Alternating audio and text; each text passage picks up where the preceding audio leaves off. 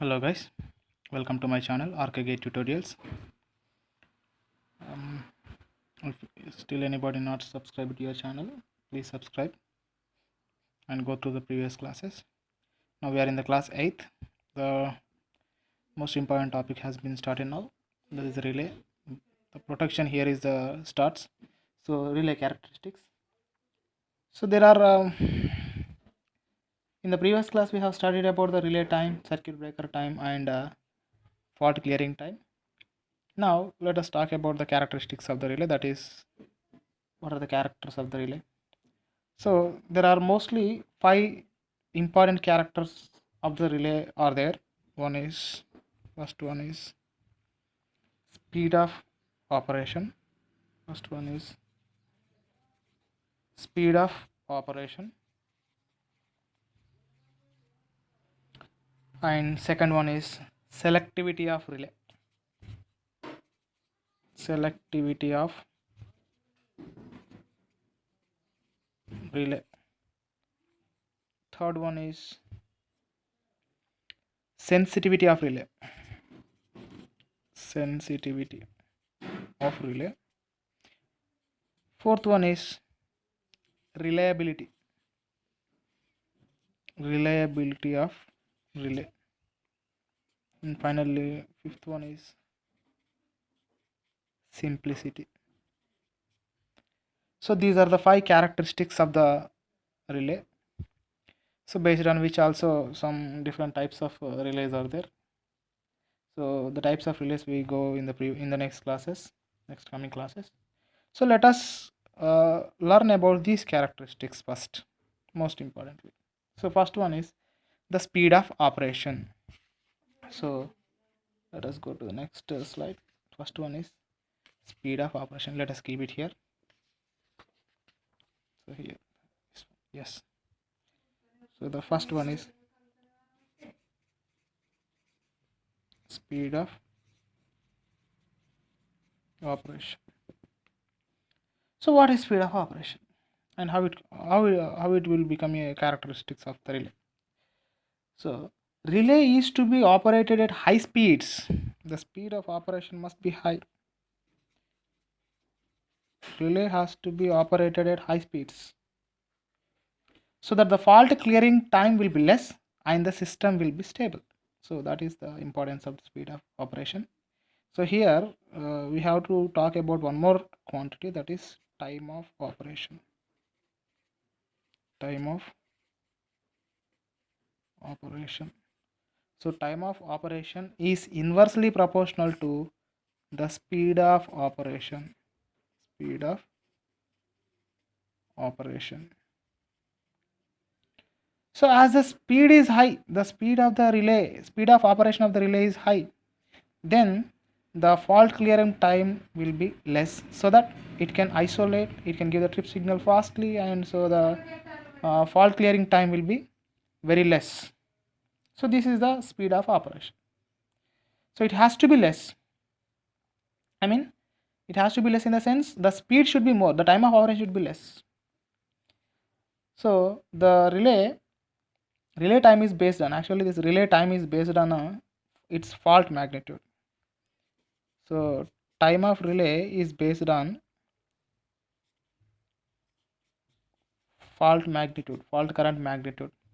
So if you are considering, let us consider 2 faults. One is triple fault, another one is line to ground fault.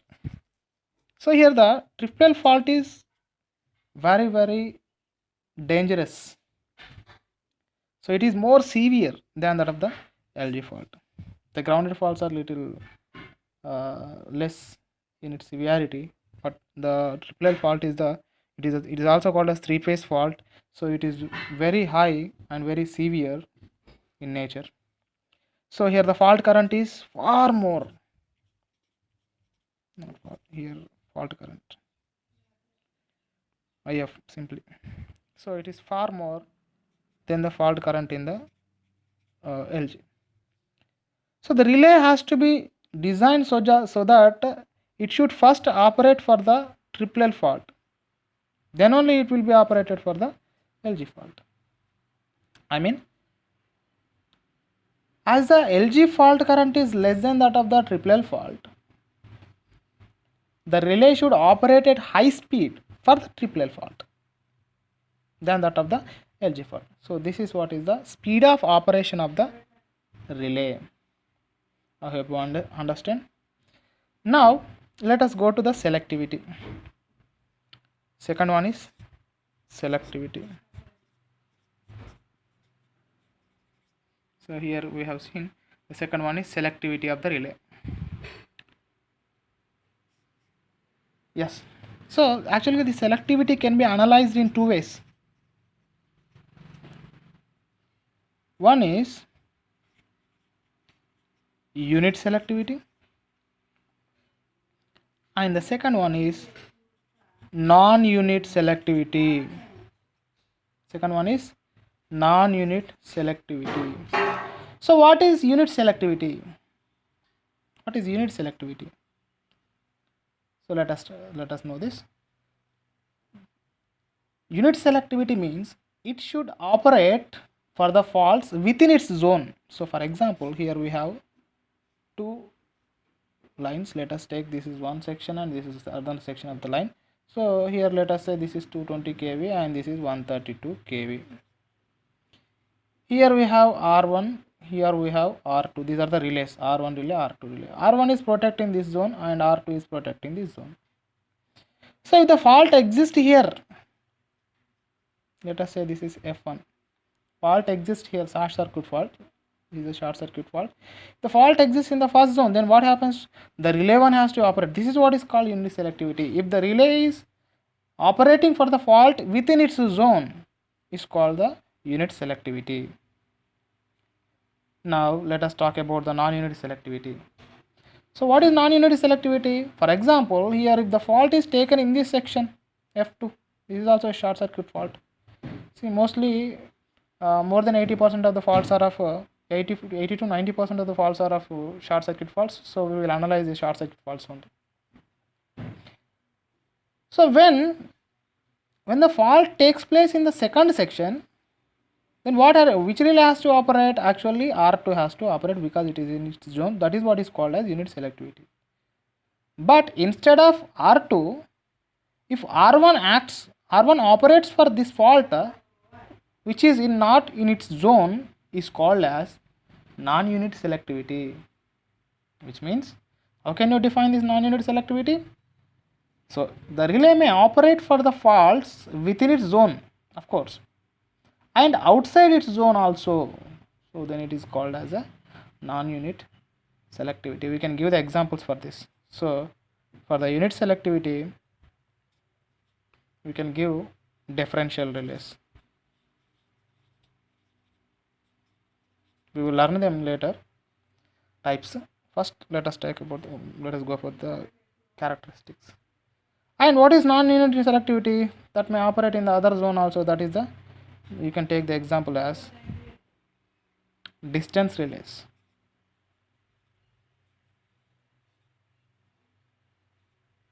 Distance relays can be taken as a non-unit selectivity relays. So this is what is about the selectivity. I hope you understand this non-unit and unit selectivity. Unit selectivity means it has to operate within its zone. Non-unit selectivity means that the relay which is if the fault is in the other zone also, then this zone relay is operating, then we can say that is non-unit selectivity. So let us talk the remaining in the next slide. So we have completed the two characteristics. Now let us go to the third. So what is the third one? That is the sensitivity.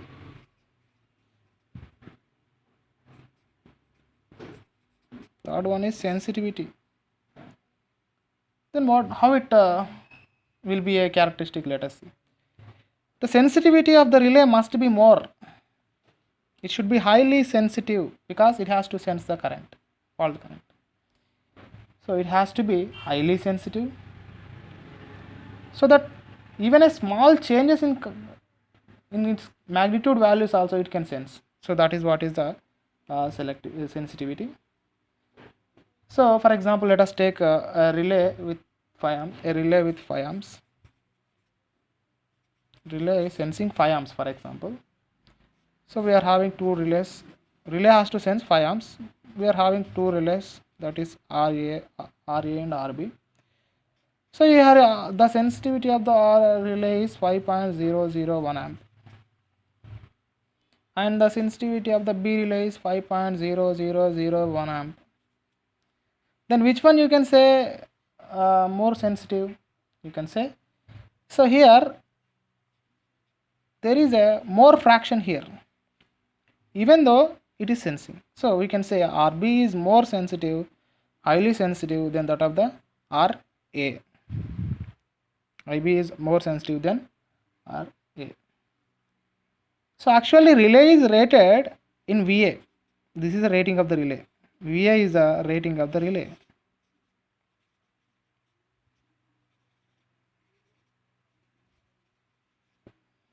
So rating of the relay is always in measured in, it is rated in VA only. So let us see, let me make a point here. The relay with low volt ampere, the relay with RA and RB. So relay with low VA rating can be taken as the highly sensitive relay. Let me take one more example. So here RA, RB and RC. Let us take the rating of RA is 10 volt ampere. The second one is B is 1 volt ampere, and the C is 5 volt ampere. Let us analyze this, and here we have a question that which relay is sensitive, which is highly sensitive. Now let us analyze this. We have a question here, very simple. So let us say take RA. So for a change of 1 volt, so if you consider this RA, for a change of 1 volt, how much current it has to, how much current needed? So to get 10, you need 10 amps. So 1 into 10, 10 VA. So for a change of 1 volt, RA needs 10 amps of current. Now let us come to RB. For a change in 1 volt, how much current is needed? Only 1 amp. Coming to the C relay. For a change of 1 volt, how much current is needed? 5 amps current is needed. So which is sensing more? So this is sensing more. So we can say that RB is highly sensitive than that of RA and RC. RB is highly sensitive than RA and RC, because it needed just 1 amps. And we can say that in the previous statement I have just made, that the relay with low volt ampere rating can be taken as highly sensitive relay. I hope you understood. Now let us go to the next characteristics, that is reliability. So we have two more. So fourth one is reliability.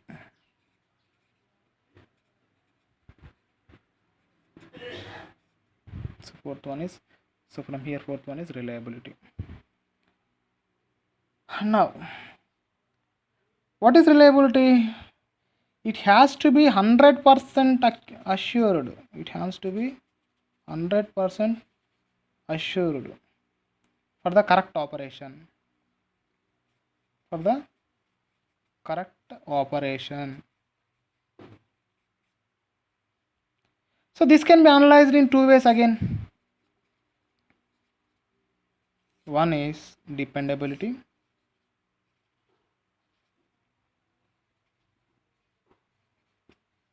and second one is security.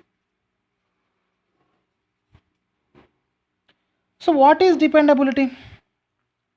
Reliability can be analyzed in two ways. One is dependability and security. So what is this dependability? So it is the dependability is the characteristics of the reliable. It is one of the characteristics in reliability of the relay. It should be, I mean, it should be means relay. Relay should operate whenever it is required to operate. It has to operate whenever it is required to operate. That is dependability. It should be dependable. And then what is security? It is the characteristics of the relay. That is, relay should not operate whenever it is not required to operate. So here it has to operate when it is required to operate, and here security means it is not required to operate whenever it is not required to operate. So that is what is a small, it looks same, familiar, but there is a small change. So this is what is the dependability and security. I hope you understand. And finally, fifth one is simplicity.